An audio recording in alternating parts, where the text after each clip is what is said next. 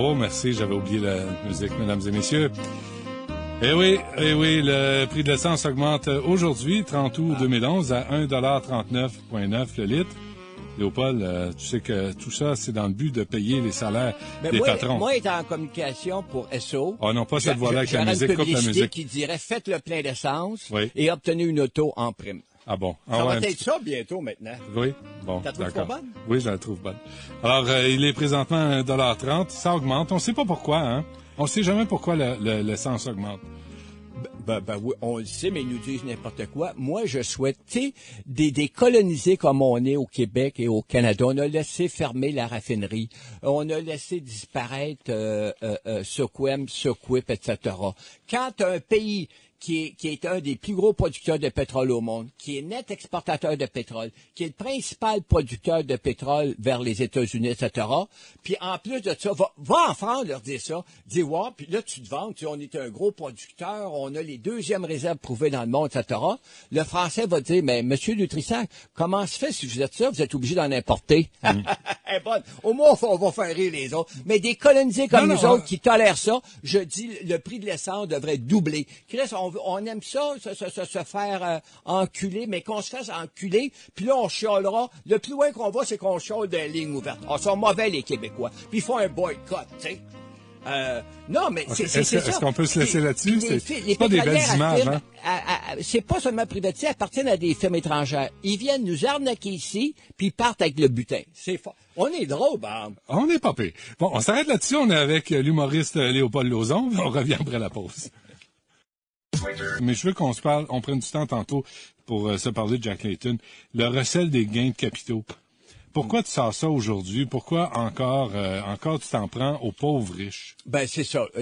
À tous les fois que tu veux taxer raisonnablement les gens, on va me dire, bon, il veut surtaxer les riches. C'est un communiste. Il veut s'en prendre aux créateurs de la richesse. Ce qui est bon chic, bon genre. Exemple, t'augmentes de 2 points la TVQ, tu tarifies, t'instaures un impôt santé, t'augmentes les frais de scolarité, t'augmentes les comptes d'électricité sur lequel on ajoute la TVQ, la TPS, t'augmentes les coûts de transport en commun. Ça, taxer le monde ordinaire, c'est correct, c'est pragmatique, c'est d'être lucide.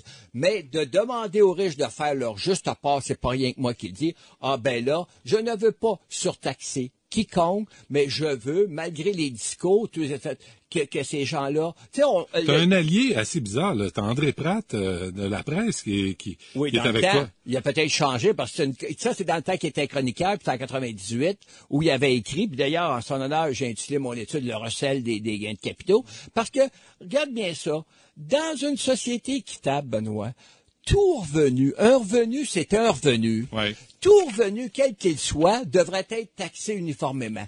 Quand tu commences à faire des différents, puis en exempter certains, puis d'autres, puis en taxant plus que d'autres, mais là, tu cèdes à des lobbies, tu cèdes à des dogmatiques, etc. On le sait, ça. Regarde, les gains de capitaux, tu sais que les revenus, les gains de capitaux, il y en a juste 50% qui est taxable. OK.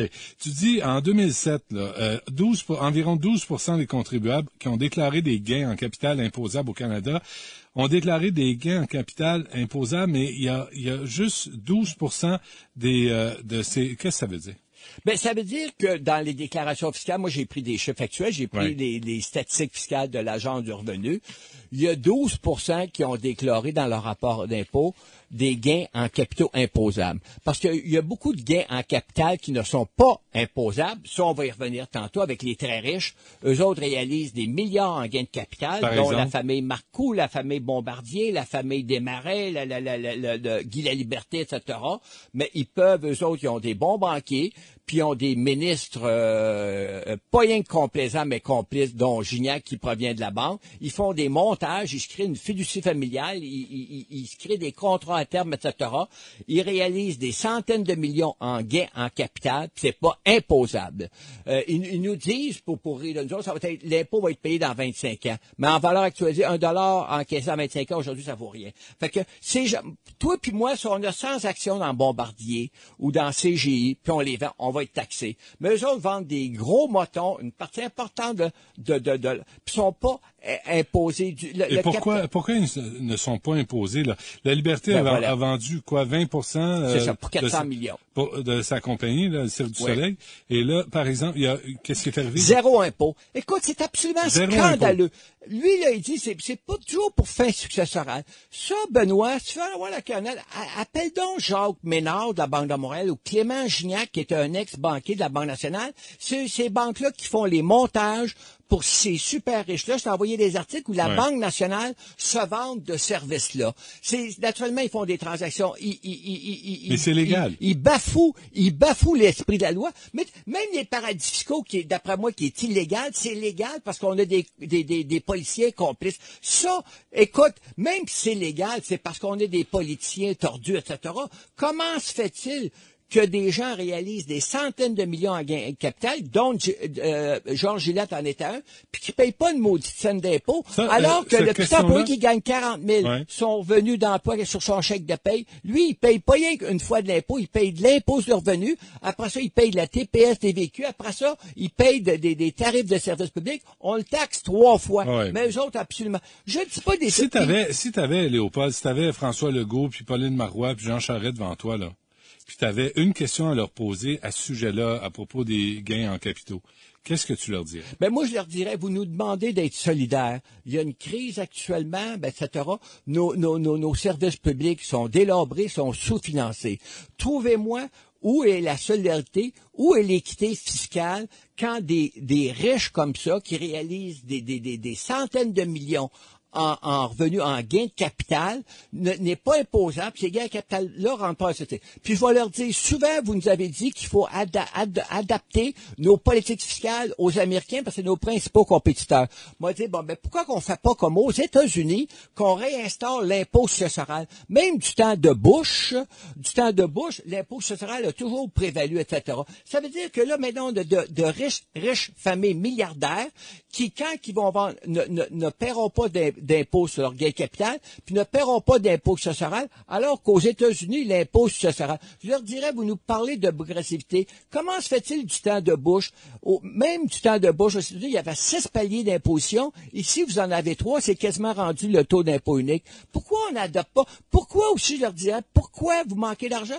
Pourquoi les entreprises qui ont jamais été aussi rentables, qui ont jamais été insérées, qui ont jamais eu d'enquête, pourquoi au Canada, le taux d'impôt des entreprises est 2 fois moins élevé qu'aux États-Unis? Je prendrais l'exemple des États-Unis. Pourquoi ils me disent, bon, c'est bien, vous prenez l'exemple de la Norvège ou de la France qui sont plus socialistes. Je prends l'exemple des États-Unis. C'est rendu qu'on a un système fiscal qui est moins équitable que les États-Unis, puis les États-Unis du temps de Bush. Écoute, Benoît, je veux pas surtaxer les riches. Je veux pas, mais je veux que les riches qui souvent nous font la morale, qui nous disent comment gérer l'État, puis quand moi je vois Jacques Ménard qui a de l'air à être peiné, il y a de l'air, comment dire, dévasté par le décrochage scolaire, il y a de l'air foudroyé par l'état lamentable de notre service public, ça c'est pour la façade, mais de l'autre côté, sa banque frôle l'impôt à taux de bras, ils ont plein de filiales dans les paradis fiscaux. Lui-même se fait payer son salaire en option d'achat, ce qui fait que la moitié de son salaire n'est pas